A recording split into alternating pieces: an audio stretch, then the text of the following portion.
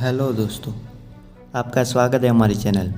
आज हम एक्सप्लेन करेंगे साउथ मूवी धड़ाम को, जो कि थ्रिल और सस्पेंस से भरपूर है। हमें एक लड़का दिखाया जाता है जिसका नाम केविन है, जो एक कंस्ट्रक्शन कंपनी में काम करता है, जिसकी कोई भी बुरी आदत नहीं है, उसको कोई भी बुरी लत नहीं है। उसी के साथ काम करने वाली एक लड़की को वो प्यार करता है, पर उसे कहने से डरता है। पर एक दिन फाइनली वो हिम्मत करके उसे कॉफ़ी के लिए पूछ लेता है।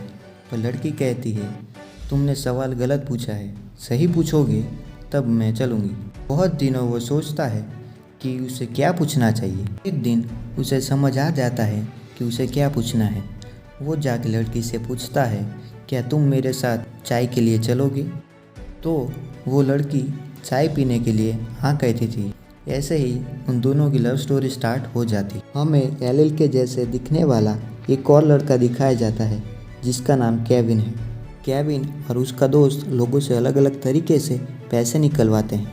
केविन ने एक बार अपने दोस्त को जेल जाने से भी बचाया था, जिससे हमें पता चलता है कि केविन को कानून की भी अच्छी नॉलेज है।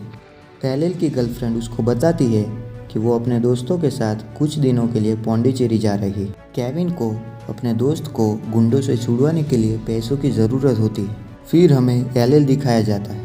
उस पार्टी से एलिल कल रजिस्ट्रार ऑफिस जाने का कह के वहाँ से निकल जाता है। एलिल या केविन दोनों एक जैसे दिखते हैं, इसलिए हम उसे मर्डरर कहेंगे। ये मर्डरर पीला रेनकोट पहनकर आकाश के घर जाता है और उसको मार देता है। नेक्स्ट डे पुलिस आकाश के घर पर इन्वेस्टिगेशन करने के लिए पहुंचती है। इसमें इंस्पेक्टर जीके और लेडी इंस्पेक्टर शालिनी होते हैं। पुलिस आकाश के घर के आसपास जाके पूछताछ करती है तो उन्हें एक कपल से पता चलता है कि वो जब कल रात को सेल्फी ले रहे थे तब आकाश की बालकनी में वो मर्डरर कैप्चर हो गया है। फिर पुलिस एलिल को पुलिस स्टेशन लाती है। एलिल से कल रात के बारे में पूछताछ की जाती है। एलिल बोलता है कल रात को वो अपनी ऑफिस की पार्टी में था। इंस्पेक्टर जीके कहता है, तुम तो कल रात पार्टी से जल्दी निकल गए थे, घर भी 3 बजे पहुंचे थे, तो इतना टाइम तुम कहाँ थे? एलिल कहता है उसका टायर पंचर हो गया था, जिसकी वजह से वो घर लेट पहुंचा, पर एक टैक्सी ड्राइवर ने आकर उसकी मदद की। फिर केविन को भी अरेस्ट करके उसी पुलिस स्टेशन में ड्रंक एंड ड्राइव केस में लाया जाता है, जिससे सब पुलिस वाले चौंक जाते हैं, क्योंकि एलिल और केविन दोनों एक ही जैसे दिखते थे। फिर केविन से पूछताछ की जाती है कि वो अगली रात को कहाँ पर था। केविन बताता है कि उसका दोस्त बीमार था तो उसके लिए मेडिसिन्स लेने गया था।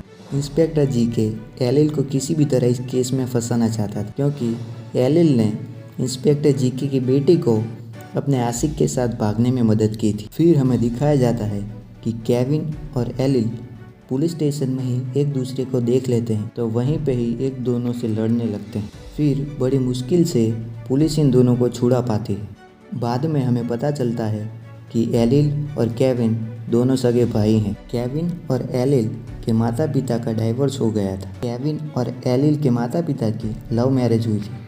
फिर कुछ टाइम बाद वो दोनों अलग हो जाते हैं। एलिल अपने पिता के पास रहता है, जो कि एक लॉयर थे, और केविन अपनी माँ के साथ रहता है, जो बैंक में नौकरी करती थी। केविन की माँ को उनके डाइवोर्स के बाद जुए की बुरी लत लग जाती है, जिसकी वजह से वो एक दिन सुसाइड कर लेती है। इसके बाद केविन अपने पिता और भाई के साथ रहने लगता है। तब भी उन दोनों के बीच में बड़ी लड़ाइयाँ होती थी। वो जब कॉलेज में थे तब उनके पिता की भी मौत हो जाती। उसके बाद दोनों भाई अलग अलग हो जाते हैं। इंस्पेक्टर जी के केविन को बचाकर सारा इल्ज़ाम एलिल पे डालना चाहते हैं, इसलिए वो एलिल के खिलाफ नकली सबूत इकट्ठा करते हैं। इंस्पेक्टर शालिनी को केविन मर्डरर लगता है, इसलिए एलिल के लिए वो नकली सबूत बनाती है, जिससे कि केविन को सज़ा मिल सके। पर बहुत दिनों के बाद भी असली मर्डरर का पता न लगने की वजह से ये केस कोर्ट में भेजा जाता है, और जज साहब कहते हैं कि 100 गुनहगार भले ही छूट जाए, पर किसी बेगुनाह को सज़ा नहीं होनी चाहिए, इसलिए उन दोनों को छोड़ दिया जाता है। फिर सीन कुछ दिनों बाद का दिखाया जाता है। इंस्पेक्टर शालिनी को फाइल्स में से एलिल की गर्लफ्रेंड दीपिका की फ़ोटो मिलती है। हमें पता चलता है कि दीपिका और आकाश दोनों स्कूल फ्रेंड्स थे। आकाश दीपिका को बहुत पसंद करता था, पर दीपिका उसको भाव नहीं देती थी। इसलिए जब दीपिका पौंडीचेरी जा रही थी तब आकाश उसे किडनैप कर लेता है, दिन अपने पास रखता है।